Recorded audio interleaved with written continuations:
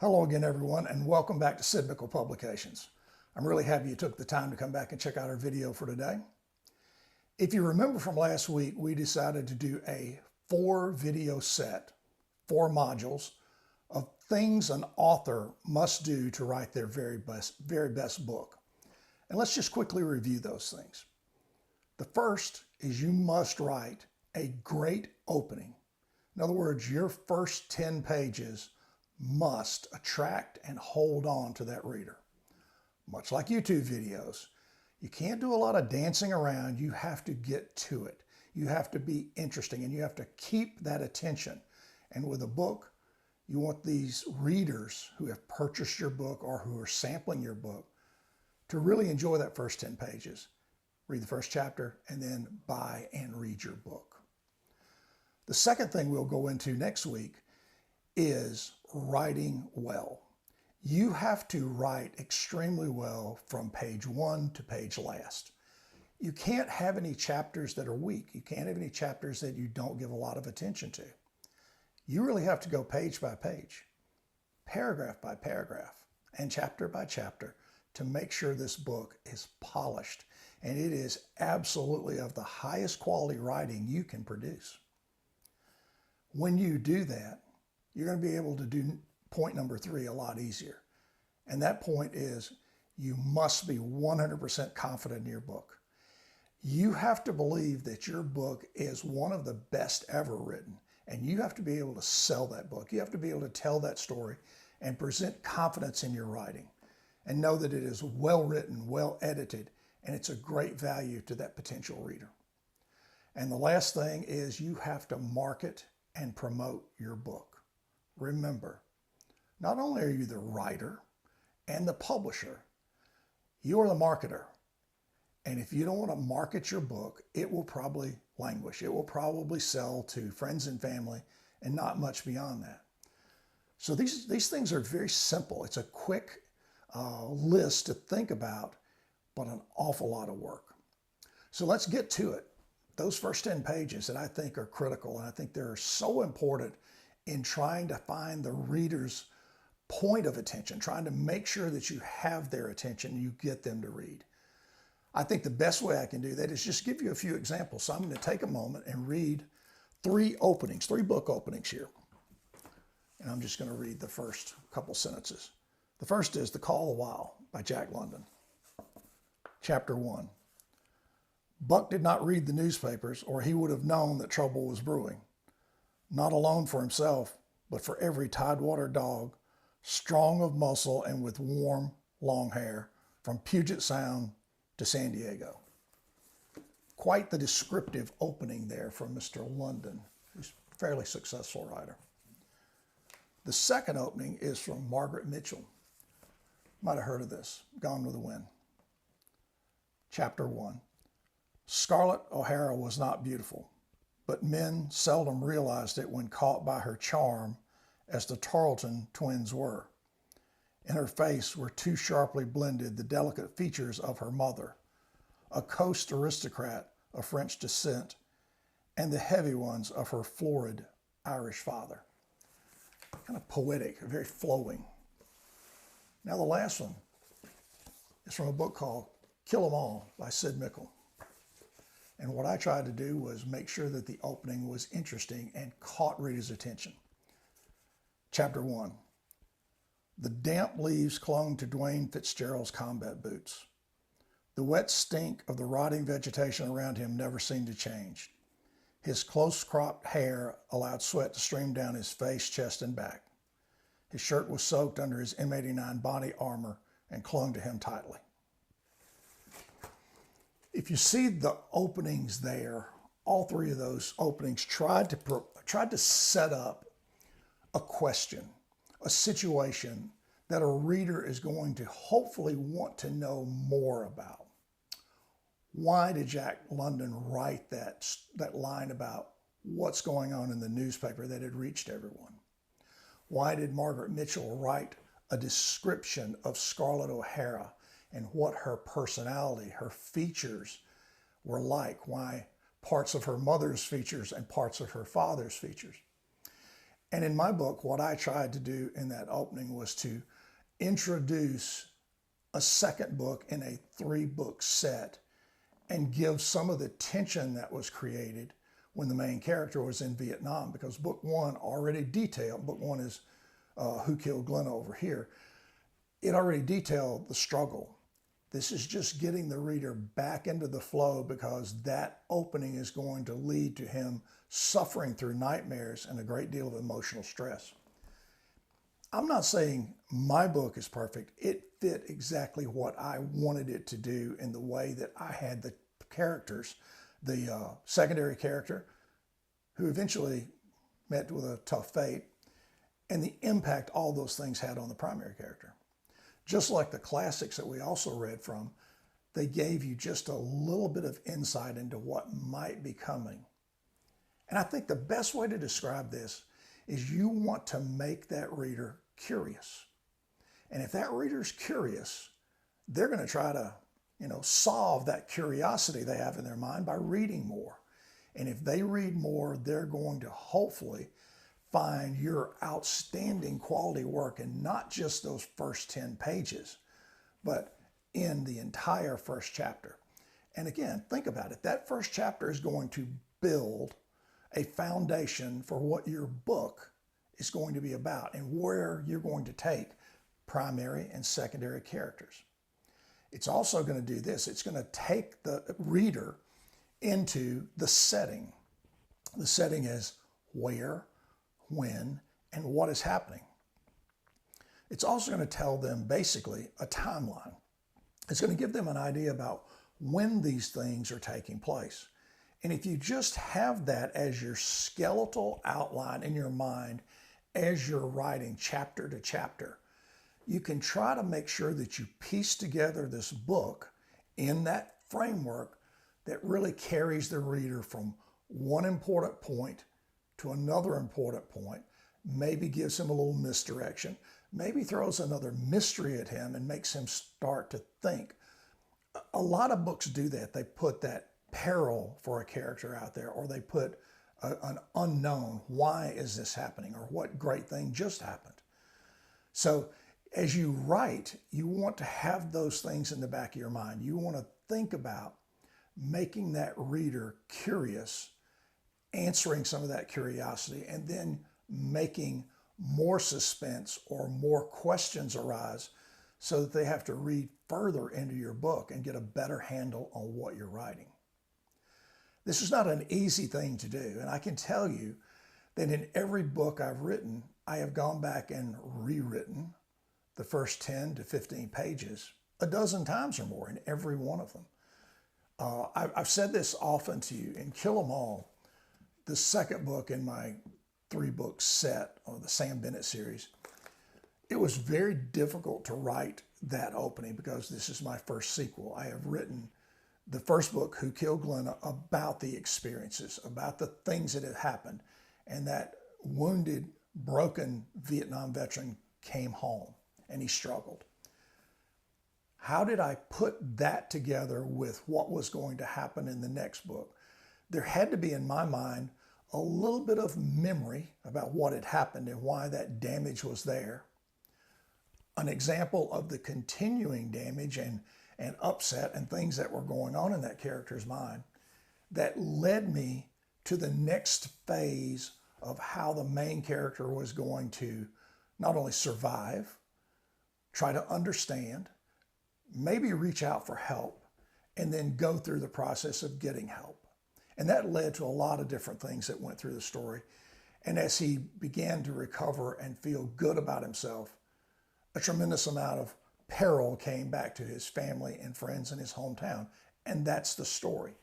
I believe the first chapter put that together well and gave me an opportunity to branch out on that character and branch out on some secondary characters that we brought forward from the opening book and expand on what their involvement was with the main character.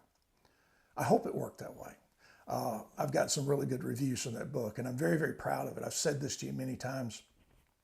When you write your book, if you have that dedication, if you know you have spent the hours you needed to do writing, and hours needed to edit and rewrite and restructure and make everything as good as you can possibly do it, you can sit in front of a camera and say to people, this book and that book is a very good value.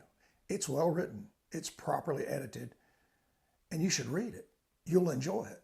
And when you can do that, it changes your perspective on how you approach the other things that are involved with your book, which are promoting and marketing. So these 4 things are absolutely linked throughout the book and throughout your participation in creating that book, massaging everything that's in that book, finishing it off and doing all the extra work you need to do to make it perfect, and then being able to confidently and 100% assured tell people that it's a great value and it's a great book for them.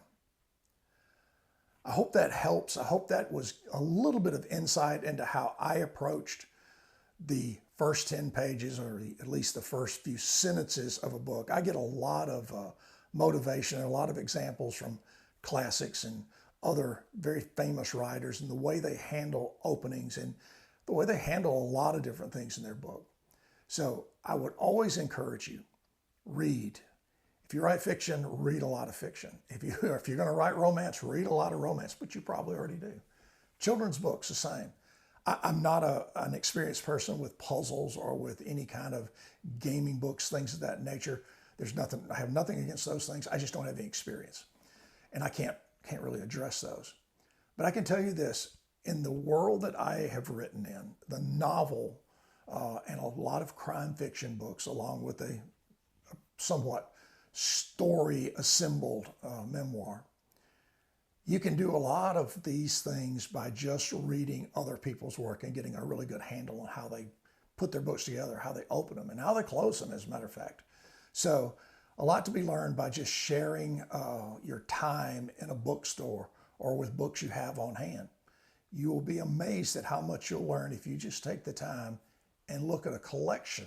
Pick out 5 books and just look at the openings and the closes, how they look, how they feel, how the first and last few sentences, maybe paragraphs, flow. That'll help you an awful lot. Well, we are once again going to do something that I'm continually surprised about, and that is positive comments from the question and answer session. We had more questions this week, so let's dive right into that as well and read some questions, and I'll try to provide some answers again this week. Question 1. This question is from RK, and we do appreciate everybody sending in questions. I think I mentioned last week, I get texts, I get emails, I get comments all over the place, and I try to just pick some out and read them. So RK asks, what, other than editing, is the most important part of a good book? Well, I'll tell you. I think it's great writing overall. If you have a good sense of what the story is and what the plot is to make it all fit together. But probably the main thing is great characters. I mean, if you write a great character, that will carry you an awful long way in a book. And hand in hand with that is great secondary characters who align and match up well with your primary character. All these people that you write about, and you have to do the writing because you're the writer and the publisher and the editor and the marketer, you have to put those things together to deliver your plot line and the story you're trying to make appealing to people. You're trying, again, to make people curious about that book. So thanks again for that question. Question 2 is from DG. I believe it's DG. I love this question. That start-stop clicker is ridiculous. You look silly using it. Noted. This is from SK. If I followed your advice, I would never publish. It can always be better. No, sometimes you need to just publish. Well, SK, I think this is the point in the conversation where we just agree to disagree. I don't believe there's ever a point where you just publish. So, sorry, I don't agree.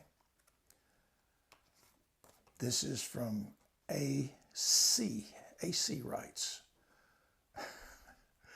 what's the red airplane about in your last video? Well, I really forgot the red airplane was there. It was off to my right as I face the camera. That was my grandson's gift when he came up for his last visit. And someone broke it.